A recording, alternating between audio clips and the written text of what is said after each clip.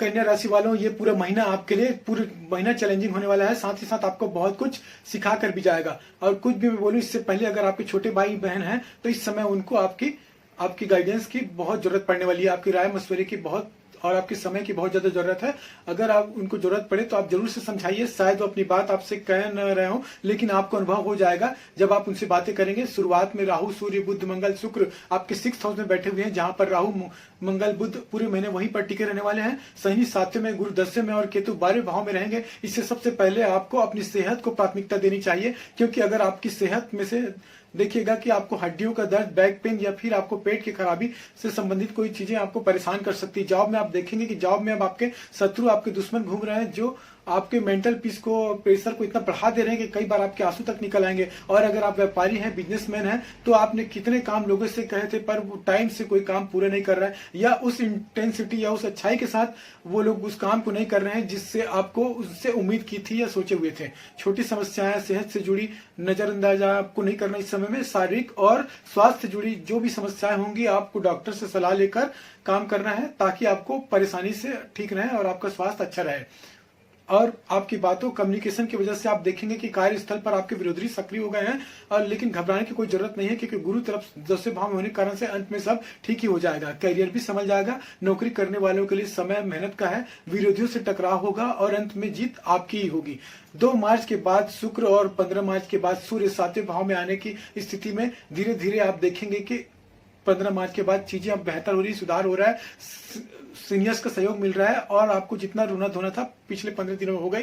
अब 15 तारीख के बाद आपके जो प्रोफेशनल इमेज है काफी स्ट्रांग होगी। बिजनेस करने वालों के लिए ये टाइम जो है ना, लीगल डॉक्यूमेंट्स है, डॉक्यूमेंटेशन से रिलेटेड कोई भी प्रोसीजर है उसको सावधानी पूर्वक करना है, नहीं तो बातें कुछ और काम कुछ, बोला कुछ और प्रॉमिस कुछ और किए गए, कागज में कुछ और लिखकर साइन करवा लिए। इस तरह की चीजें आपके साथ में होने लगेगी। सही प्लानिंग और नियमों का पालन करेंगे तो महीने का जो दूसरा हिस्सा है, इसमें आपको काफी ग्रोथ नजर आ रही है। आर्थिक स्थिति की बात करें तो खर्च पर नियंत्रण बेहद जरूरी है, क्योंकि केतु 12वें भाव में बैठकर अनावश्यक आपसे खर्चे जो है वो बढ़ा रहा है।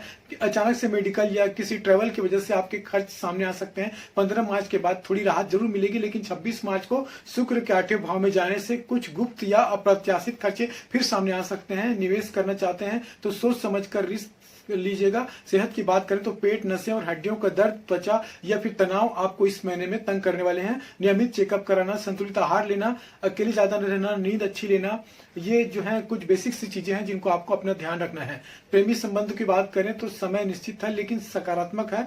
शनि का सकारात्मक 7वें भाव में होना इसमें रिश्तों का एक स्टेबिलिटी देगा, लेकिन आपके स्पाउस की तबीयत खराब हो सकती है, या फिर वो आपसे किसी वजह से दूर रहने जा सकते हैं। आप अपने पार्टनर के साथ समय बिताएंगे, यात्रा करेंगे, और कई लोगों के लिए प्रेम विवाह के योग भी बनते हुए बन रहे हैं। जिनकी अभी तक शादी नहीं हुई है उनको भी प्रस्ताव इस महीने मिलने के नजर आ रहे हैं। टाइम खराब होता है तो अब कहते हैं ना, तो इस तरह की प्रॉब्लम आपको देखने को मिलेगी। आपके घर में शादी की बातें चलेगी और आप शादी के होने के रिश्ते भी आ सकते हैं।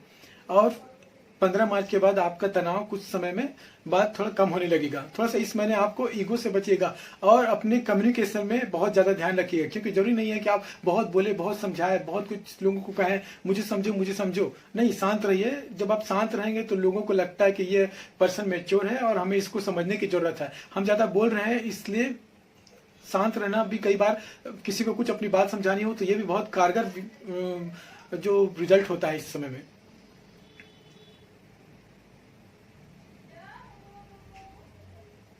परिवार की अगर बात करें तो घर का माहौल थोड़ा सा ठीक रहेगा, इवन अच्छा ही है। एकता रहेगी घर में और लोगों के अंदर सम्मान भी मिल रहा है, आपको एकता भी बढ़ रही है। शुरुआत में थोड़ी खटास दिख सकती है, लेकिन 2 मार्च के बाद स्थितियां सुधरेंगे।